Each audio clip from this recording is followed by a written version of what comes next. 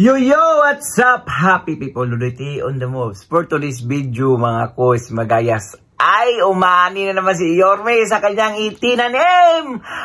At kauna-unahan at ang pambihirang mga paaralan na fully in air condition po.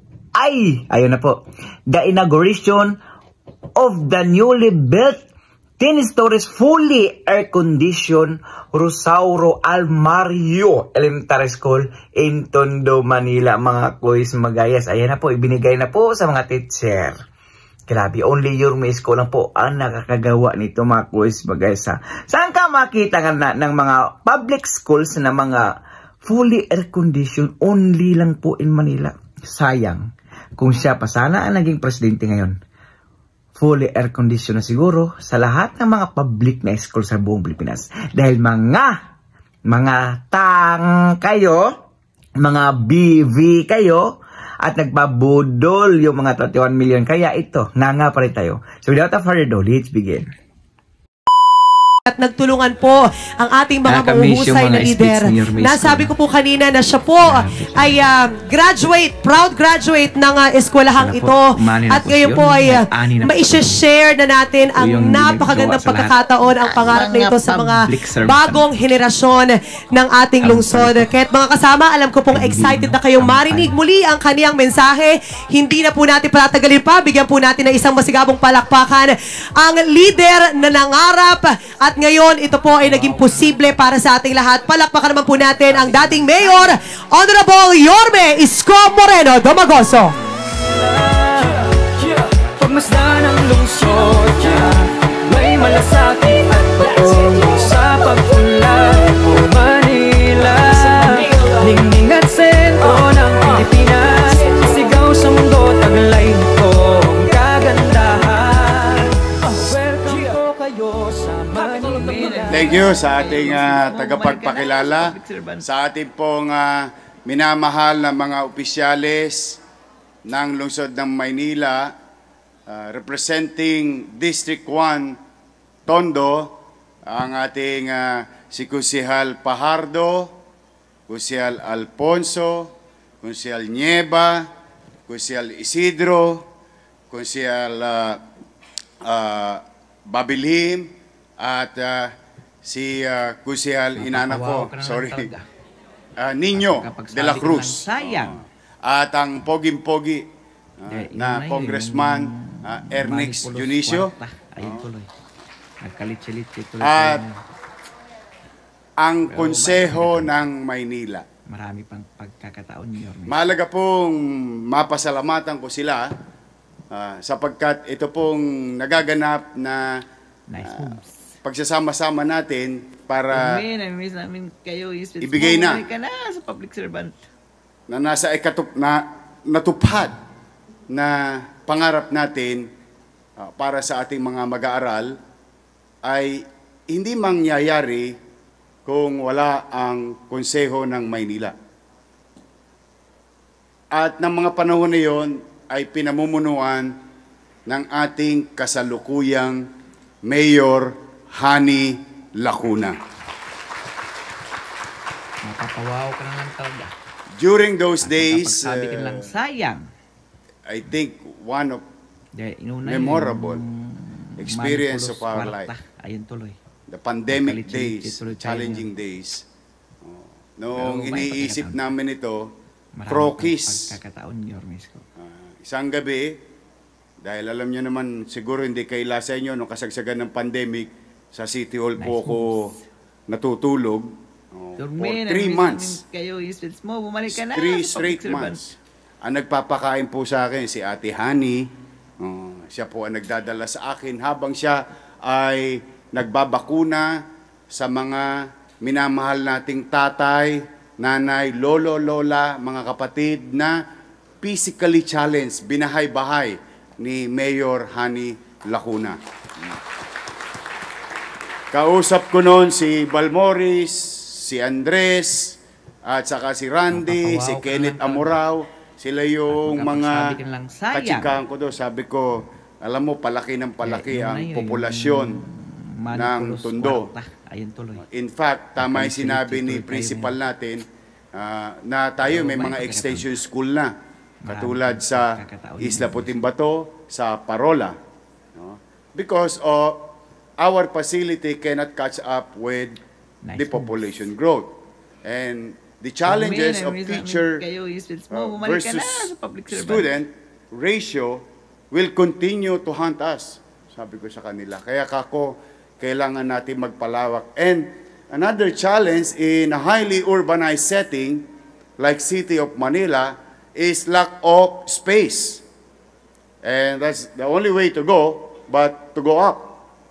So kaya sabi ko, tirahin naman natin yung almaryo.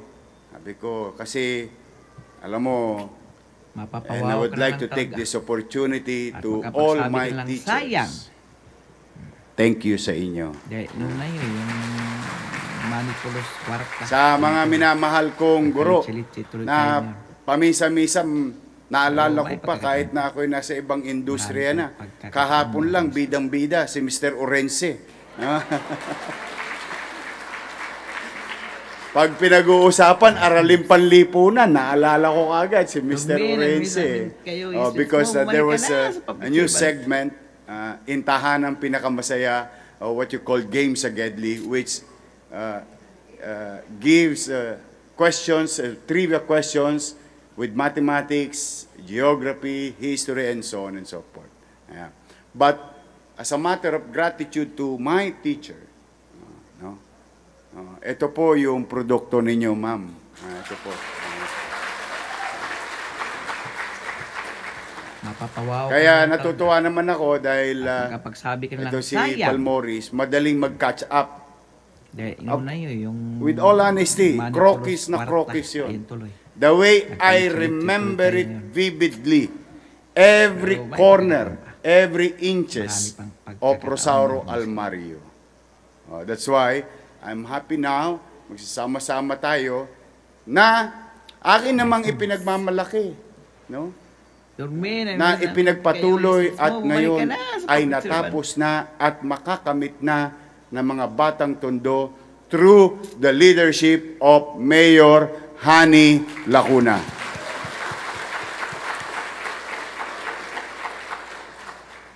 I hope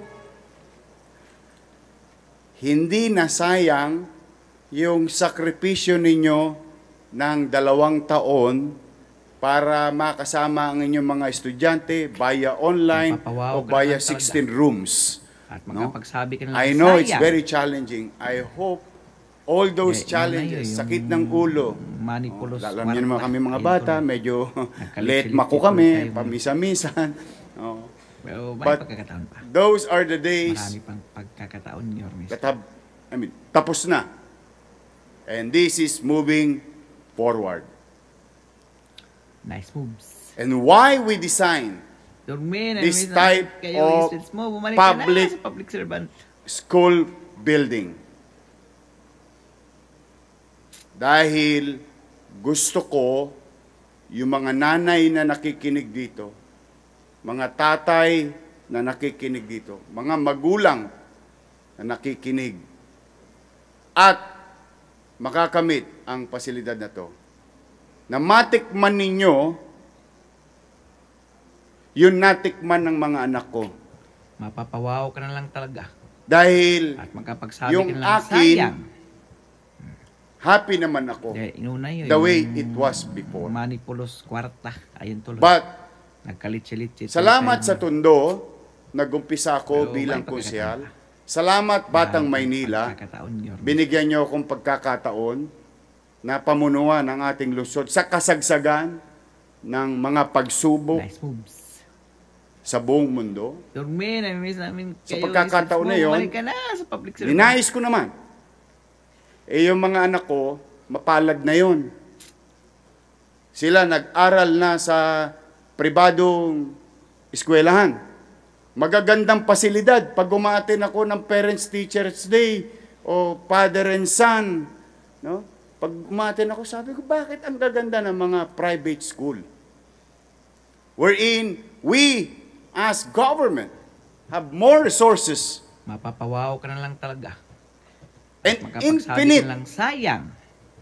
resources When I say infinite, it will not stop. Manipulos kwarta. Ayun tuloy. Maaring kulangin, Nagkalitsi-litsi pero tuloy tayo. magpapatuloy taon-taon Pero na siguradong may pera pagkakataon, Yormes. ang gobyerno. Why don't we build better, if not at least Nice at move. par with Yormes, private namin kayo, school Yormes. buildings? Bumalik ka na sa public And servant. that idea came into light, and now I hope sa mga teacher ko, I hope I did not fail you.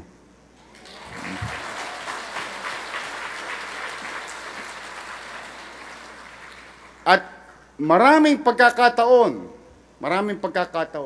sa amang kumbensyon, sa amang okasyon na ako'y nagdadalo Mapapawaw ka na lang o talaga. dumalo.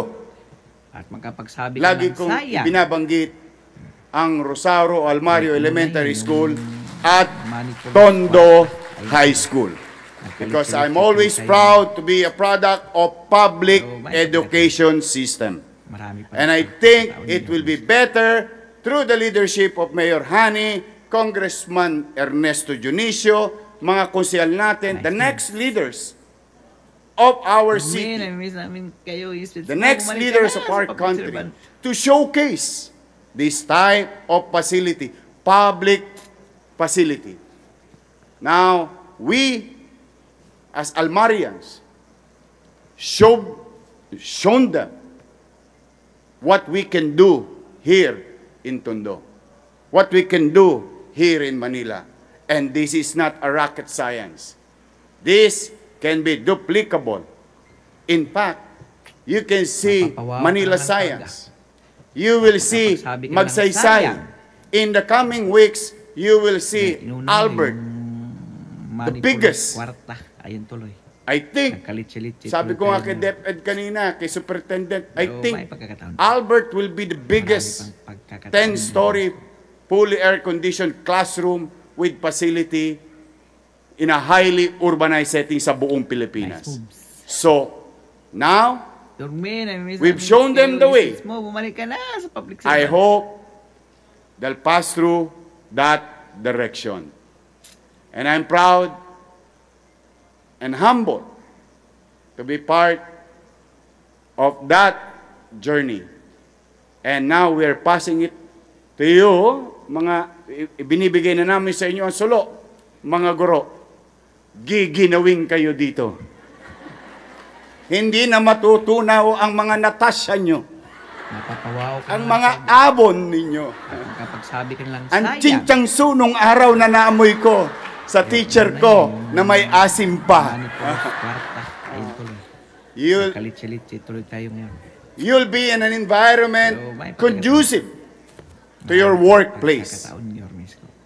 And with all the greatness, with all the assets, knowledge, and skills na meron kayo noon na nakapag-produce ng alkalde ng lungsod ng Maynila, what more can you do tomorrow? We, as your student, believes in you. Maraming salamat sa mga guro ng Rosario Almario at maraming salamat sa mga guro sa buong Pilipinas. Papawaw ka na lang talaga. Sama-sama tayo, Sabi ka na lang sayang. patunayan natin. Hindi lang sa Tondo, hindi lang sa Maynila, Kwarta. Ayun tuloy. kundi Nagkalitsi-litsi tuloy sa tayo. buong bansa Pero, na ang Tondo ay pandayan ng husay at talino. Maraming salamat. Pagpalain nawa kayo ng poong may kapal. Manila, God first. Thank you. Maraming salamat. So, ayun nga mga kois, mga guys, no? At hindi lang yan, may kasunod pa na fully air-conditioned din. Grabe, sayang talaga mga kois, mga guys, no? Kung nanalo pa lang siya siguro sa pagka-presidente ngayon, nako lang masabi po natin dahil kita nyo naman, no? In one term, ha? Panahon pa yan ng pandemic. Ayan, no? 10 stories, fully air-conditioned. Para lang, public pa yan. At dahil umabot ka sa dulo ng ating video, may karapatan ka pong mag-like, share, and subscribe. So for now, I'm God Pilipinas! God first, God bless all. Peace. Your miss ko! For Senator.